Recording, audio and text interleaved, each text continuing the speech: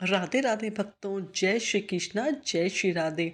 भक्तों, वैशाख का पावन महीना शुरू हो चुका है। शास्त्रों के अनुसार जो लोग वैशाख स्नान करते हैं उन्हें पृथ्वी लोक में सभी प्रकार को सुखों की प्राप्ति होती है। उनके द्वारा जाने अनजाने में किए गए पापों से उन्हें मुक्ति भी मिल जाती है। इसलिए वैशाख स्नान का बहुत अधिक महत्व है। वैशाख स्नान जब करते हैं तो सुबह जल्दी उठकर ब्रह्म मुहूर्त में स्नान करना चाहिए। फिर भगवान लक्ष्मी नारायण और तुलसी का पूजन करते हैं। आप चाहे तो तुलसी जी के सामने बैठकर ही वैशाख महात्म और कहानी सुन सकते हैं। कथा कहानी सुनने के बाद वैशाख स्नान पूर्ण माना जाता है। तो आज इस वीडियो में आपको वैशाख मास में सुनाई जाने वाली 6 कहानियाँ सुनाऊंगी। वैशाख मास में यह 6 कहानियाँ जरूर सुनी जाती हैं, जिसमें सूर्य नारायण भगवान की कहानी, तुलसी महारानी की कहानी, गणेश जी की कहानी, पीपल की कहानी, विष्णु भगवान की कहानी, वैशाख स्नान की कहानी सुनी जाती है। तो आज के वीडियो में हम यह कहानियाँ सुनाएंगे। हाथ में फूल और चावल रखकर कहानी सुनेंगे और बीच बीच में कहानी में हुंकारा भरते रहेंगे। बोलो वैशाख के ठाकुर की जय, लक्ष्मी नारायण भगवान की जय, सूर्य नारायण भगवान की जय, सभी देवी देवताओं की जय। बहुत समय पहले की बात है। किसी गांव में एक ब्राह्मण परिवार रहता था। वो परिवार बहुत ही धार्मिक था। सभी लोग पूजा पाठ करते थे और सदा भगवान की सेवा में व्यस्त रहते थे। ब्राह्मण की 2 बेटियां और एक बेटा था। बेटा निकम्मा निखट्टू था। धीरे धीरे बुरे कर्मों में, बुरी संगत में फंसा ही लड़ाई में उसकी मृत्यु हो गई। ब्राह्मण का लड़का ऐसी दुर्गति को प्राप्त होगा यह किसी ने भी नहीं सोचा था। जिसे उन्होंने अपने बुढ़ापे का सहारा माना था वो तो चला जाएगा, इसकी किसी ने कल्पना भी नहीं की थी। पर विधि के विधान, कर्मों का फल क्या कर सकते हैं। ब्राह्मण की बड़ी बेटी का नाम शीला था। एक दिन शीला गांव के कुएं से पानी लेने के लिए गई। जब शीला कुएं पर पानी लेने गई तो उसने देखा कि वहां पर बहुत सारी औरतें इकट्ठी हो रही है, आपस में कुछ बातें कर रही है। शीला ने उनसे जाकर पूछा कि आप लोग यहाँ क्यों इकट्ठे हो रहे हो और किस विषय में बात कर रहे हो। तब सभी औरतों में से एक महिला ने बताया कि हम वैशाख स्नान के लिए यहाँ पर आई हैं। अभी ब्राह्मणी हमें वैशाख स्नान की कहानियाँ सुनाएगी, फिर हम सूर्य नारायण भगवान को अर्घ्य देकर विष्णु भगवान और तुलसी महारानी की पूजा करेंगे और पीपल को जल देंगे। शीला ने पूछा कि यह सब करने से क्या होता है। तब उसी महिला ने बताया कि यह सब करने से अन्न धन की प्राप्ति होती है, निरोगी काया मिलती है और सभी सुखों को भोगने के बाद अंत में मोक्ष की प्राप्ति होती है। अब महिला ने शीला से कहा कि जाओ तुम भी जल्दी से स्नान कर लो और आकर हमारे साथ सब कथा सुन लो। उस महिला की बात सुनकर शीला को बहुत प्रसन्नता हुई। वो एक अलग सी उत्साह के साथ जल्दी से स्नान करने के लिए चली गई। जल्दी से नदी तट पर स्नान करके आई और उन्हीं सभी के साथ कथा सुनने के लिए बैठ गई। सबसे पहले ब्राह्मणी जी ने सूर्य नारायण भगवान की कथा सुनाई। एक बार एक बूढ़ा ब्राह्मण था। वो सूर्य नारायण भगवान की पूजा करता था। भगवान सूर्य नारायण को दूध मिश्रित जल से अर्घ्य देता, उनकी पूजा आराधना करता। वो सारा दिन भगवान सूर्य नारायण के ध्यान में ही मगन रहता था। काम वो कुछ करता नहीं था, उसे कमाना आता ही नहीं था। ब्राह्मणी बहुत ज़्यादा परेशान थी। कमाने के लिए कहती तो ब्राह्मण कहता कि मुझे तो कमाना ही नहीं आता। आसपास के लोग भी उसे ताने देते थे, काम धाम कुछ करता नहीं, सारा दिन माला जपता रहता है। सबके तानों से परेशान होकर वो एक दिन अपना लोटा और अपनी माला लेकर घर से निकल पड़ा। घर से निकलने के बाद वो सीधा एक जंगल में पहुंचा। जंगल में उसने देखा कि एक तालाब सूखा सा पड़ा है, थोड़ा सा ही जल था उस तालाब में और तालाब के किनारे एक पीपल का पेड़ था जो सूख रहा था। ब्राह्मण जाकर पीपल के पेड़ के पास ही रहने लगा। वो रोजाना सूर्य नारायण भगवान को अर्घ्य देता। तालाब में जो थोड़ा सा जल पानी था उसी में से एक लोटा जल पानी लाता और अर्घ्य देता। जल ही डालता, वो पानी पीपल की जड़ों में जाता, बाकी पानी बहकर नदी में वापस लौट आता। देखते ही देखते पीपल हरा भरा होने लगा, तालाब पानी से भर गया। पीपल के पेड़ से आवाज आने लगी। सुबह जब ब्राह्मण देवता सूर्य नारायण भगवान की पूजा करते जल सींचते। उसके बाद पीपल से आवाज़ आती है कि ब्राह्मण देवता मांगो, क्या मांगना चाहते हो। ब्राह्मण देवता ने सोचा कि पीपल में जरूर किसी भूत पिशाच का वास है, और वो ब्राह्मण डरने लगा। डर के मारे सूख कर दुबला पतला होने लगा। एक दिन ब्राह्मणी को रोज उसके खाने के लिए लेकर जाती थी। उसने ब्राह्मण को पूछा कि तुम्हें अच्छे से अच्छा खिलाती हूँ, फिर भी तुम क्यों सूख रहे हो। तब ब्राह्मण ने पीपल से जो आवाज़ आती है उसके बारे में सारी बात बता दी। ब्राह्मण ने कहा कि यह तो सूर्य देवता की आवाज़ है, इसलिए अब जब भी सूर्य देवता आपसे पूछे तो आप क्या कर चाहिए, तो अन्न धन बेटे पोते लक्ष्मी सब मांग लेना। ब्राह्मण ने कहा ठीक है। अगले दिन जब ब्राह्मण ने सूर्य नारायण भगवान की पूजा की तो उसके बाद पीपल से फिर आवाज़ आई, मांगो ब्राह्मण देवता क्या मांगना चाहते हो। तब ब्राह्मण ने कहा कि हे भगवान, अगर आप मुझ पर प्रसन्न हो तो मुझे अन्न धन लक्ष्मी बेटे पोते घर बार सब यह दे दो। यह सुनकर सूर्य नारायण भगवान बोले कि अरे ब्राह्मण देवता, मैं तो आपसे बहुत सीधा साधा मानता था कि आपने तो सारी ही चीज़ें एक बार में ही मांग ली। भगवान सूर्य नारायण ने कहा कि जो जो तुमने मांगा है वह सब मैं तुम्हें देता हूँ। इसके बाद ब्राह्मण देवता दोबारा से अपनी पूजा में लीन हो गए। रोजाना वो उसी तरह से पूजा करते रहे।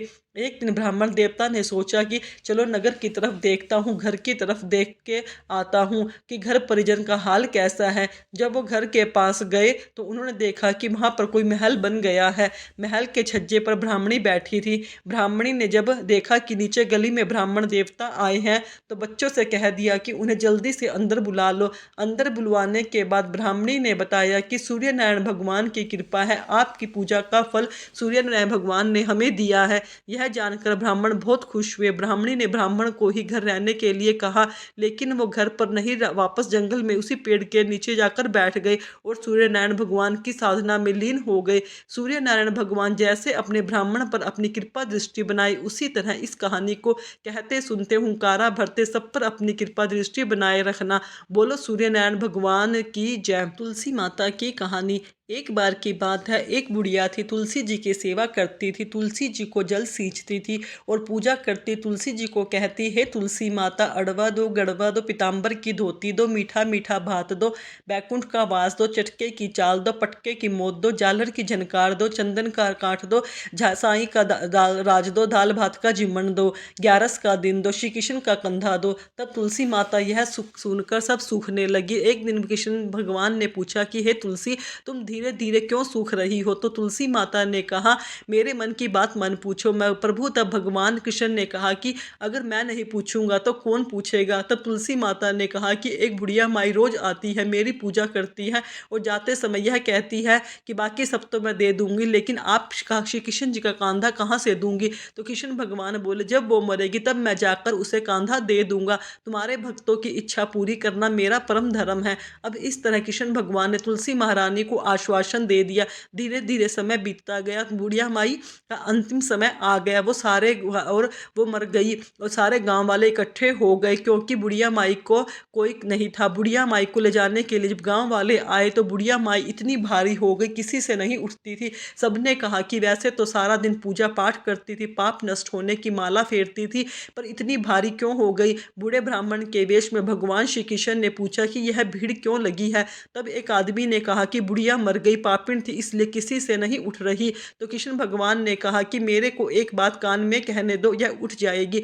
भगवान ने कान के पास जाकर कहा कि हे बुढ़िया माई, मन की निकाल ले, पीताम्बर की धोती ले, मीठा मीठा ग्रास ले, बैकुंठ का वास ले, चटके की चाल ले, चंदन की काट ले, झालर की झनकार ले, दाल भात का जीवन ले। आज 11 का दिन है और मेरा मतलब कृष्ण का कांधा ले। अब यह बात सुनते ही बुढ़िया माई तो बिल्कुल हल्की हो गई। भगवान जी ने स्वयं उसे अपने कंधे पर ले जाकर उसका अंतिम संस्कार किया, उसको मुक्ति मिल गई। तुलसी माता जैसे बुढ़िया माई की मुक्ति कराई, वैसे ही इस कहानी को कहते सुनते हुंकारा भरते सबकी मुक्ति करवाना, सबको बैकुंठ का वास देना। तुलसा महारानी नमो नमो, हर की पटरानी नमो नमो। इसके बाद ब्राह्मणी जी ने गणेश जी की कहानी कही। एक बुढ़िया माई थी, मिट्टी के गणेश जी की पूजा करती थी, रोज मिट्टी का गणेश बनाती और रोज गल जाता। उसके घर के सामने एक सेठ का मकान बन रहा था। बुढ़िया माई मिस्त्री के पास गई और बोली कि भाई मेरे को पत्थर का गणेश गढ़ दो। कारीगर बोले कि बुढ़िया माई जब तक हम तेरे लिए गणेश गढ़ेंगे तब तक तो मैं अपनी दीवार सीधी पूरी कर लूँगा, हमारे पास समय नहीं है, इसलिए तुम किसी और से बनवा लो। बुढ़िया माई ने बहुत बुरा लगा। बुढ़िया माई ने कहा भगवान करे तुम्हारी दीवार टेढ़ी हो जाए। यह कहकर बुढ़िया माई अपने घर वापस आ गई। कारीगर ने दीवार बनाई तो टेढ़ी हो गई। जब दीवार बनाता टेढ़ी हो जाती, फिर तोड़ता, फिर बनाता, फिर टेढ़ी हो जाती। अब इस तरह से पूरा दिन निकल गया। शाम हो गई, दीवार सीधी नहीं बनी। शाम को सेठ जी आए। सेठ जी ने पूछा कि आज कोई काम नहीं हुआ? तो कारीगर ने बताया कि महाराज काम तो हमने बहुत किया, 10 बार दीवार बनाए, जब भी बनाते दीवार टेढ़ी हो जाती। इसके बाद कारीगर ने बुढ़िया माई की सारी बात बता दी। सेठ जी बोले कि भागे भागे से बुढ़िया माई के पास पहुँचे और बोले बुढ़िया माई गणेश जी महाराज को मना लो, हम तो मिट्टी के क्या सोने के गणेश जी गढ़वा कर दे देंगे अगर हमारी दीवार सीधी हो जाएगी। यह सुनते ही गणेश जी ने टेढ़ी दीवार सीधी कर दी। जब सेठ जी ने जाकर देखा तो बुढ़िया की दीवार तो बुढ़िया सुंदर सोने के गणेश जी गढ़वा दिए हैं, दीवार सीधी हो गई है। बुढ़िया माई को खूब सारा अंधन की दिया। बुढ़िया माई जब अपने गणेश जी को पाकर बड़ी खुश हुई। गणेश जी महाराज जिस तरह से आपने बुढ़िया माई पर अपनी कृपा दृष्टि दिखाई, उसी तरह कहानी सुनने कहते सुनते हुंकारा भरते सब पर अपनी कृपा दृष्टि बनाए रखना। जैसे सेठ की दीवार सीधी करी, ऐसे हमारे बिगड़े काम सीधे करना। बोलो गणेश जी महाराज की जय। इसके बाद ब्राह्मणी ने चौथी कहानी पीपल की सुनाई। कहीं बहुत समय पहले की बात है, एक निर्धन ब्राह्मण अपने दंपत्ति के साथ रहता था। वह बहुत दुखी था। उसके पास ना धन था, ना संतान थी, ना कोई सुख था, ना शांति थी। एक दिन वो किसी संत महात्मा से मिले और सारी परेशानी बताई। संत ने उन्हें वैशाख मास में प्रतिदिन प्रातःकाल सुबह उठकर पीपल के वृक्ष में जल चढ़ाने और उसकी पूजा करने का उपाय बताया। संत ने कहा तुम्हारे भाग्य में जल्द ही वैशाख मास शुरू हो रहा है, तो वैशाख मास में पीपल की पूजा विशेष महत्व होता है। पीपल में त्रिदेव यानी ब्रह्मा विष्णु महेश का वास होता है।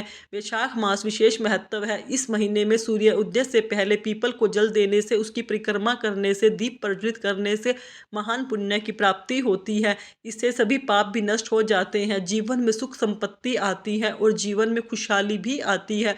ब्राह्मण दंपत्ति ने संत की इस बात को श्रद्धा से अपनाया। वह प्रतिदिन तड़के उठते, स्नान करके पीपल का जल ढालते, उसके नीचे दीप प्रज्वलित करते, भगवान विष्णु का नाम जाप करते। कुछ ही समय में उनके घर में जीवन में आश्चर्यजनक परिवर्तन होने लगे। घर में धन की कोई कमी नहीं रही, स्वास्थ्य में सुधार आ गया और कुछ ही वर्षों में उनके संतान का सुख भी प्राप्त हो गया। लोगों ने जब यह चमत्कार देखा तो वह भी पीपल की सेवा करने लगे। तभी से यह परंपरा बनाई कि वैशाख मास में पीपल को जल देने से बहुत शुभ फल प्राप्त होता है।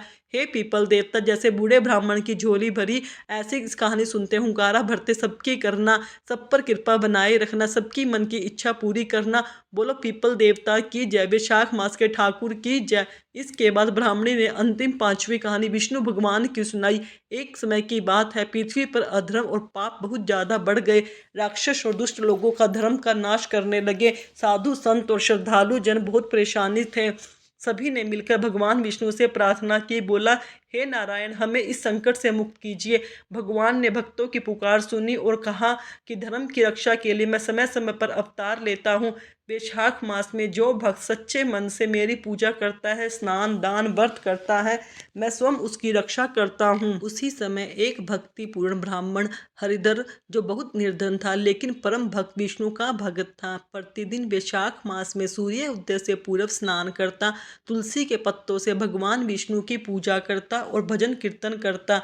एक दिन गांव के कुछ लोग उसका मजाक करने लगे। बोले तू रोज पूजा करता है लेकिन तुझे कोई फल नहीं मिलता। हरिदत्त ने मुस्कुराते हुए कहा कि भगवान विष्णु सब देख रहे हैं, जब समय आएगा तो वो मुझे वरदान जरूर देंगे। वैशाख मास के अंतिम दिन जब हरिदत्त पूजा कर रहा था, तब स्वयं भगवान विष्णु ने उनके समक्ष प्रकट होकर कहा कि मैं तेरी भक्ति से बहुत प्रसन्न हूँ, मन चाहे वरदान को मांग लो। हरिदत्त ने कहा प्रभु, मुझे बस अपने चरणों की सेवा दो, अपने चरणों की भक्ति दो। भगवान मुस्कुराए और बोले जहाँ ऐसी भक्ति है वहाँ मैं सदा निवास करता हूँ। इसके बाद हरिदत्त के जीवन में चांदी ही चांदी हो गई, उसका जीवन खुशियों से भर गया। इसके इसके बाद जो लोग हरिदत्त का मजाक उड़ाते थे वह भी कहने लगे कि वैशाख मास में श्रद्धा और नियम से भगवान विष्णु की पूजा करने से व्यक्ति को उनके दर्शन और कृपा दोनों प्राप्त होते हैं। यह मास मोक्ष प्राप्ति और भक्ति भाव को सिद्ध करने का सर्वोत्तम अवसर है। हे भगवान विष्णु, हे माता लक्ष्मी, जैसे आपने हरिदत्त को दर्शन दिए, उसका जीवन सफल किया, ऐसे ही हमारा जीवन भी अपना दर्शन देकर सार्थक बनाना, जीवन में भक्ति शक्ति मुक्ति देना। बोलो लक्ष्मी नारायण भगवान की जय, वैशाख के ठाकुर जी की जय। इसके बाद ब्राह्मणी जी ने वे छठी वैशाख मास की कहानी सुनाई। प्राचीन समय की बात है, एक नगर में धर्मदत्त नाम का एक साधारण लेकिन अत्यंत पापी व्यक्ति रहता था।